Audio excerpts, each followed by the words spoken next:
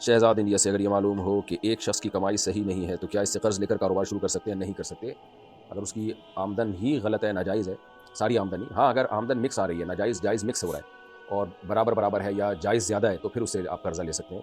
یہ فرض کر لیں گے بھائی اس نے ہو سکتا ہے ہمیں حلال سے دیا. توحید خان انڈیا سے، اگر غیر مسلم کے گھر سے دعوت آئے تو کھا سکتے ہیں؟ کھا سکتے ہیں. فرقان انڈیا سے، تعویذ باندھنا کیسا ہے اگر تعویذ کا مضمون یعنی تعویذ کے اندر جو مضمون ہے وہ ناجائز نہیں ہے، توحید پر مشتمل ہے، یا اللہ مدد لکھا ہوا ہے، بسم اللہ الرحمن الرحیم ہے، یا قرآن کی کوئی آیت یا کوئی حدیث یا یعنی حدیث میں سے ثابت شدہ دعا یا کوئی بھی ایسے الفاظ جس میں اللہ سے مدد مانگی گئی ہو تو اس کا استعمال جائز ہے، لیکن بہرحال یہ کمال توکل کے خلاف ہے. تعویذ گنڈے والے لوگوں کو میں نے کبھی نہیں دیکھا ان کے کام بنتے ہوئے. ایک کام بنتا ہے تو 10 بگڑتے ہیں، پھر وہ ساری زندگی تعویذ گنڈوں میں پلیتے انہی میں زندگیاں برباد ہو جاتی ہیں. تو اس لیے میرا معمول یہی ہے کہ میں کبھی بھی نہ تعویذ باندھتا ہوں نہ اپنے بچوں کو باندھنے دیتا ہوں. میں نے دیکھا ہے کہ آدمی اس میں اللہ پہ توکل کرے اور دعاؤں کو فوکس کرے تو جو یہ سنت کے زیادہ قریب ہے. انبیاء کرام نے مصیبتوں میں دعائیں مانگی ہیں، تعویذ نہیں باندھے. ہم اپنے نبی صلی اللہ علیہ وسلم کے عمل کو دیکھتے ہیں.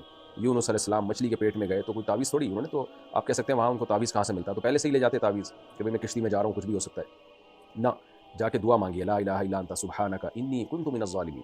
زکریا علیہ السلام کے جب اولاد نہیں ہوئی، بوڑھے ہو گئے تھے، بال سفید ہو گئے، تو کوئی تعویذ نہیں باندھا بلکہ اللہ سے دعا مانگی، رب لا تذرنی فردا وانت خیر الوارثین. اے اللہ میں اکیلا ہوں، تو بہترین وارث ہے، یعنی مجھے نیک صالح اولاد دے. تو ہمیں انبیاء کا طرز عمل، یعقوب علیہ السلام کے بیٹے گم گئے، یوسف علیہ السلام، تو یہ نہیں کہ کوئی ذائچے بنوائے، ذائچے تو ویسے ہی ناجائز ہیں، کوئی تعویذ باندھا انہوں نے، بلکہ اللہ سے ساری زندگی دعائیں مانگی ہیں. تو دعاؤں سے کام بنتے ہیں، دعاؤں کو زیادہ فوکس کرنا چاہیے، بلکہ فوکس ہی دعاؤں کو کرنا چاہیے. اسباب اختیار کریں کامیابی کے اور دعاؤں کو فوکس کریں. تعویذ گنڈے والے جو ہے نا دعاؤں سے غافل ہوتے ہیں، ان کی یہ بھی بڑا بوال ہے. یاسر بلال راول پنڈی سے، عقیقے کی دعوت پر رشتہ دار تحفے یا پیسے وغیرہ دیتے ہیں، کیا وہ تحفے یا پیسے لے لینے چاہیے؟ لے لینے چاہیے، فری پاکٹ میں آ رہے ہیں، لے لیں. لیکن ان چیزوں میں آج کل ایک رسم بن جاتی ہے نا، تو لوگ اس کو ضروری سمجھنا شروع کر دیتے ہیں. ایسا اگر کسی علاقے میں ہے تو پھر پہلے سے اعلان کر دینا چاہیے جب بھی آپ کارڈ بنوائیں یا دعوت دیں، بھائی یہ سب فری پاکٹ کا ہے. پاکٹ نہ کہیں آپ ان کو، خالی فری کا ہے. تو پاکٹ کا مطلب پھر کچھ اور ہوگا، وہ جو ہے نا پاکٹ کا مطلب تو یہ ہوتا ہے بالکل ہی پاکٹ ہے. تو ایسا نہ ہو کھانا پیک کر کے گھر میں لے جانا بھی شروع کر دیں.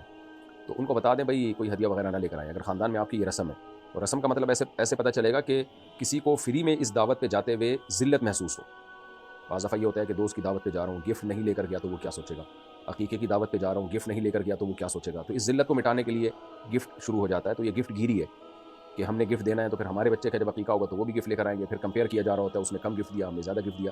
اگر کسی خاندان میں ایسی رسم ہے تو پھر یہ ناجائز ہے، اور یہ سود کے حکم میں ہے کہ ہم نے اتنا دیا تو وہ ہم کو زیادہ دے گا. یعنی ہم نے اس کو فار ایگزامپل 10,000 20,000 30,000 50,000 دیے تو اب وہ 60,000 دے گا.